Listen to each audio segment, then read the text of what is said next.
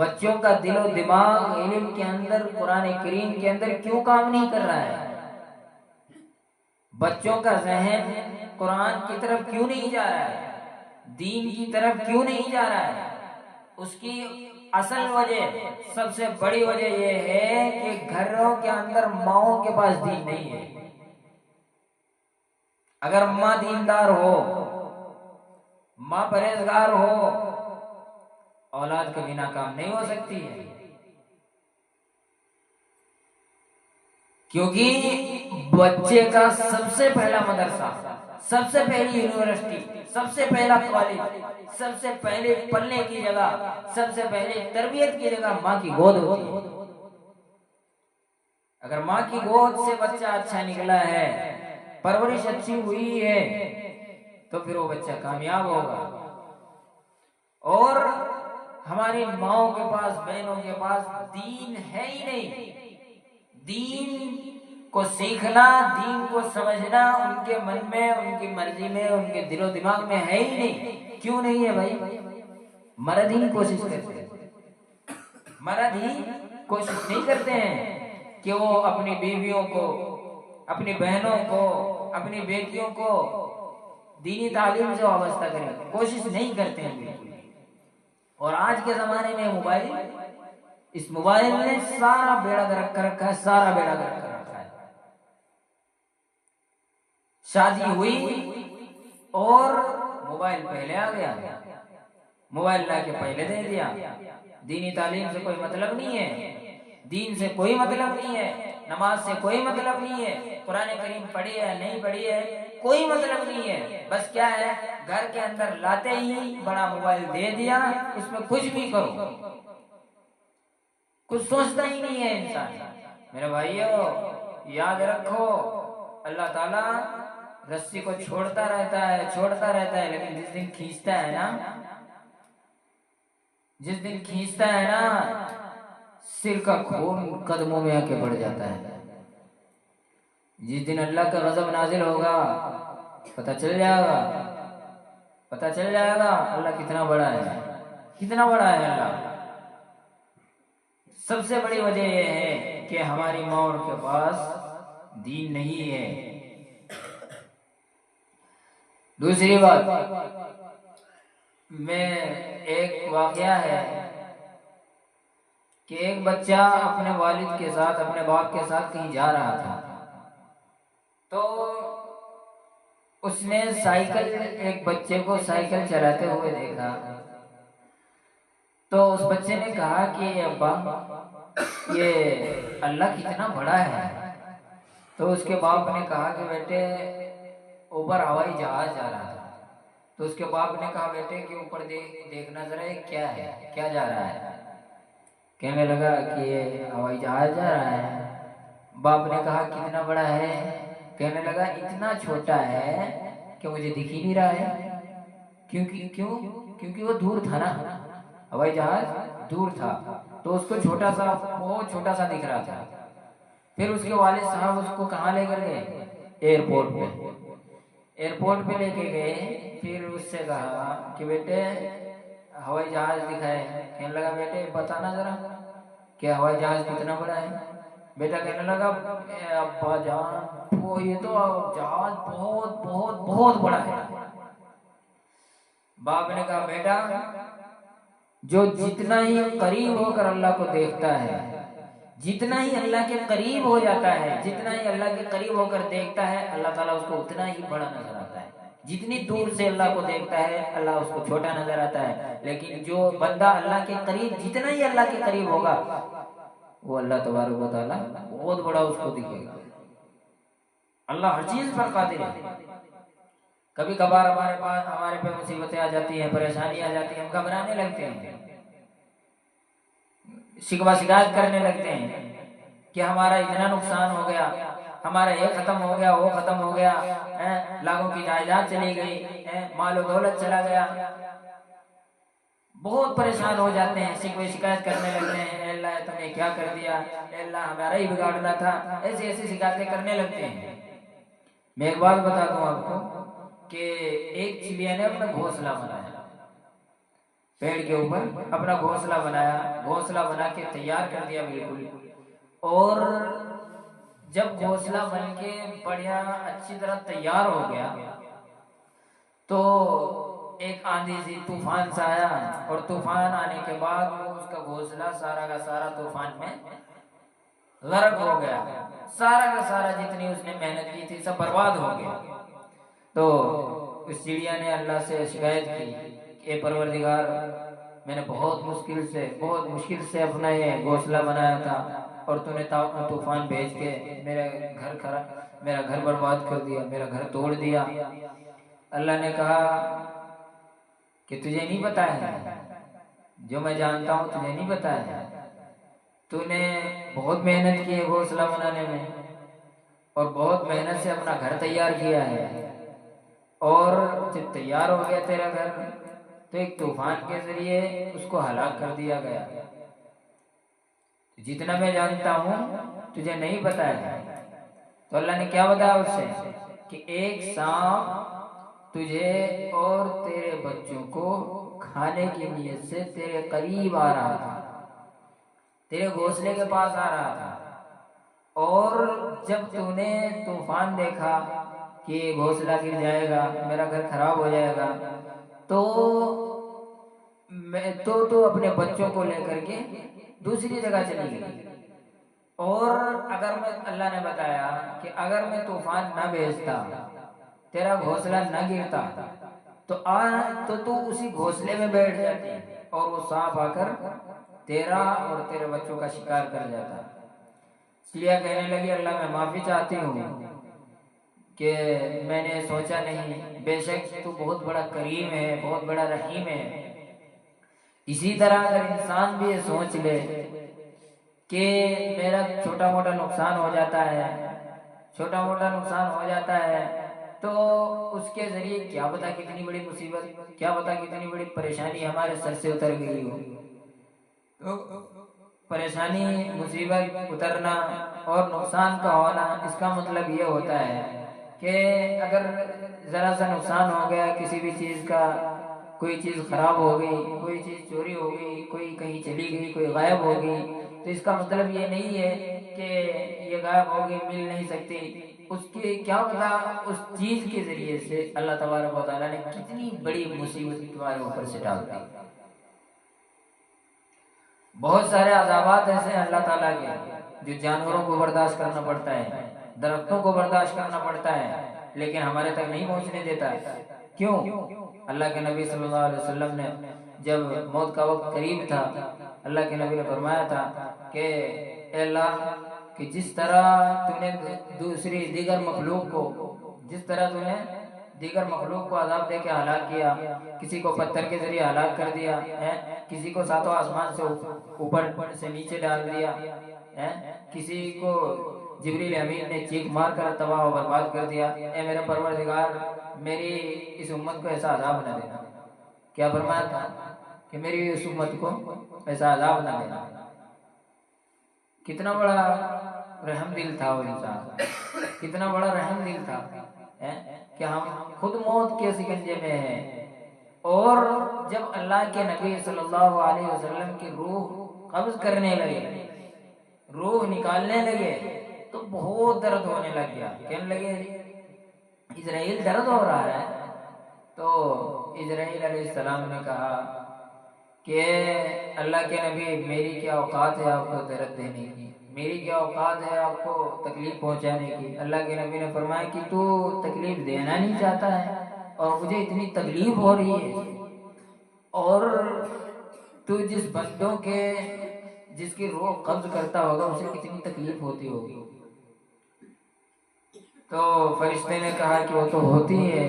تو اللہ کے نبی نے کیا فرمایا کہ فرشتے، جتنی تکلیف دینی ہے، جتنا دکھ دینا ہے، جتنی پریشانی تجھے امت کو دینی ہے، آج میں محمد الرسول اللہ کی چھاتی پہ ختم کر دیتا ہے.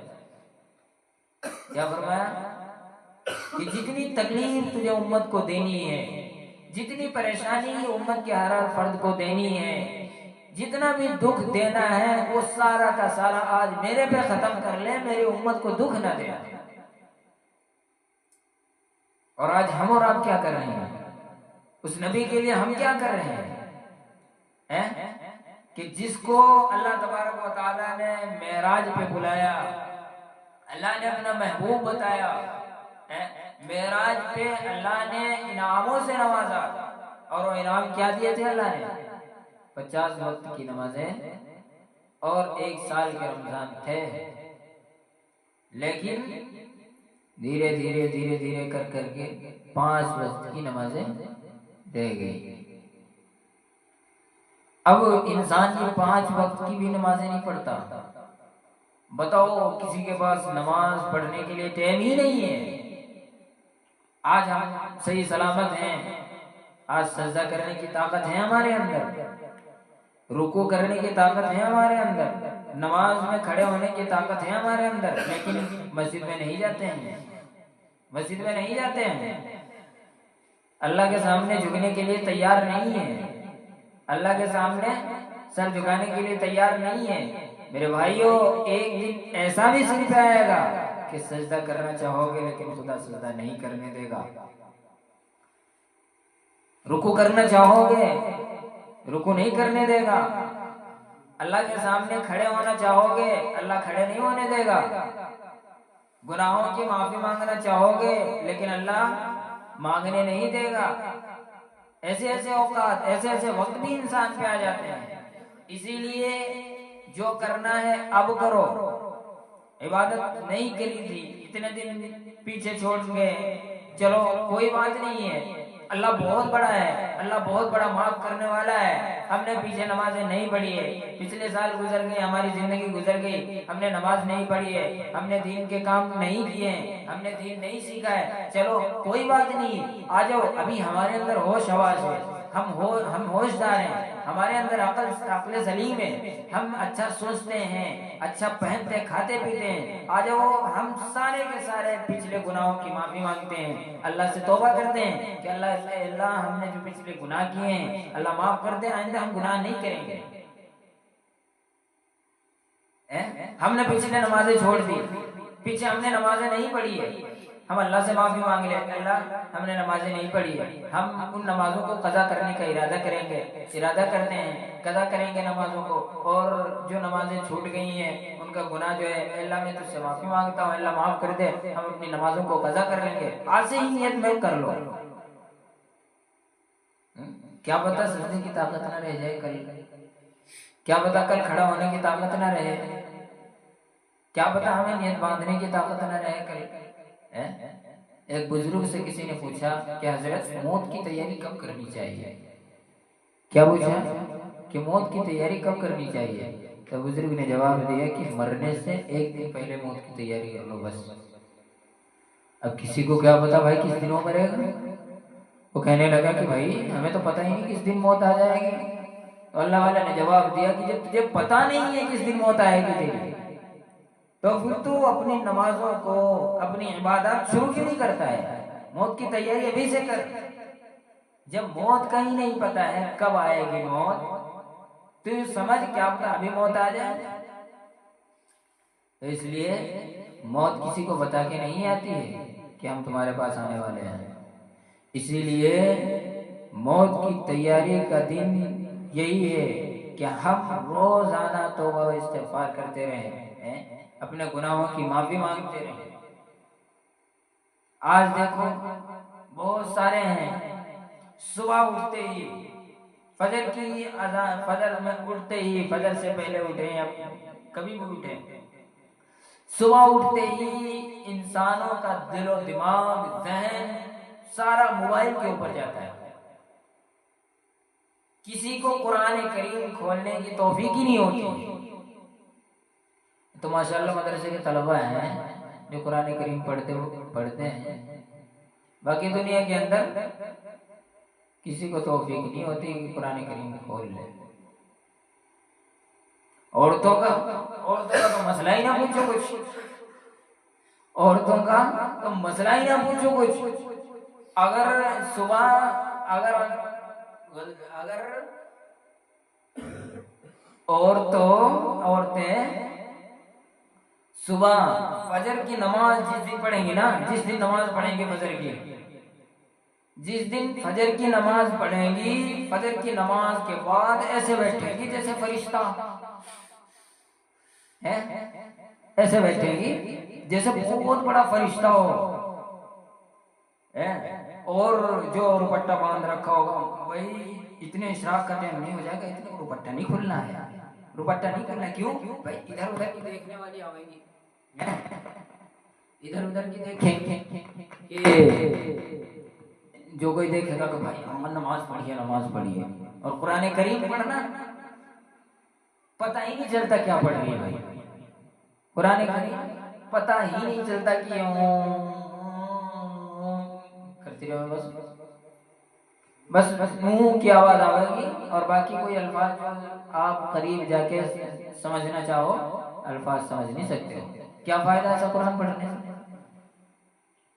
جب تمہاری آواز سننے والے کو پتہ ہی نہیں چل رہا ہے کہ کیا پڑھا جا رہا ہے قرآن کریم کے اندر، تو ایسے پڑھنے سے تو نہ پڑھنا بہتر ہے، ناک میں آواز ناک میں کرتی رہی، اس لو پڑھ لیا قرآن کریم، انگلی پھیرتی رہی، ہو گیا قرآن کریم، اور جب پڑھ رکھا ہے، پڑھا ہے تو صحیح سے پڑھو قرآن کریم، نماز پڑھنی ہے 5 وقت کی نمازیں پڑھو نا، کون سی تمہارے اوپر پابندی لگی ہے؟ کون سا حرج اتنا رہتا ہے تمہیں؟ میں مسلمان بہنوں سے کہتا ہوں، مسلمان ماؤں سے کہتا ہوں، مسلمان عورتوں سے کہتا ہوں، کیا تمہارے اوپر پہاڑ ٹوٹ رہا ہے نماز پڑھنے میں؟ کیا تمہیں آفت آ رہی ہے نماز پڑھنے میں؟ بھائی جن اوقات میں نماز نہیں پڑھنا ہے، جن اوقات میں نماز معاف ہے تمہارے لیے، چلو وہ ہٹا دو، لیکن اور باقی اوقات ہیں تم سارا دن گھر کے اندر رہتے ہو، کھانے پکانے کے علاوہ کوئی کام نہیں رہتا ہے، ایک نماز میں زیادہ سے زیادہ 10 منٹ لگ جاتے ہیں، کیوں نہیں پڑھتی نماز؟ یہی وجہ ہے کہ ہماری جو گود میں اولادیں پڑھ رہی ہیں، اسی وجہ سے نکمپی اور ناکاری بن رہی ہے، چور بن رہی ہے، ڈکیت بن رہی ہے، ناچنے والی بن رہی ہے، گانے والی بن رہی ہے، قرآن کریم پڑھنے والی اولاد نہیں بن رہی ہے۔ تو اس لیے ماں اور بہنوں، نمازوں کا خیال کرو، نمازوں کا خیال کرو، نمازوں کی پابندی کرو، ورنہ یاد رکھو ایک بات، جتنی بلندی اسلام نے عورتوں کو دی ہے، جتنا بڑا مقام و مرتبہ اسلام نے عورتوں کو دیا ہے، کسی مذہب نے عورتوں کو اتنا بڑا مقام نہیں دیا ہے، جتنی عزت و عظمت اسلام نے عورتوں کو، مسلمان عورتوں کو دی ہے، اتنی کسی اور مذہب نے نہیں دی ہے۔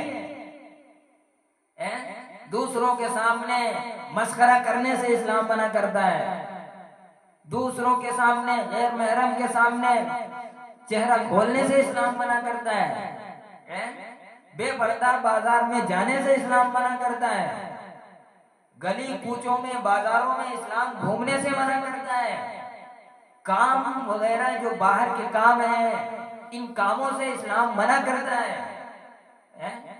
پھر بھی کون سی آفت آ رہی ہے جو تم نماز نہیں پڑھ رہی ہو؟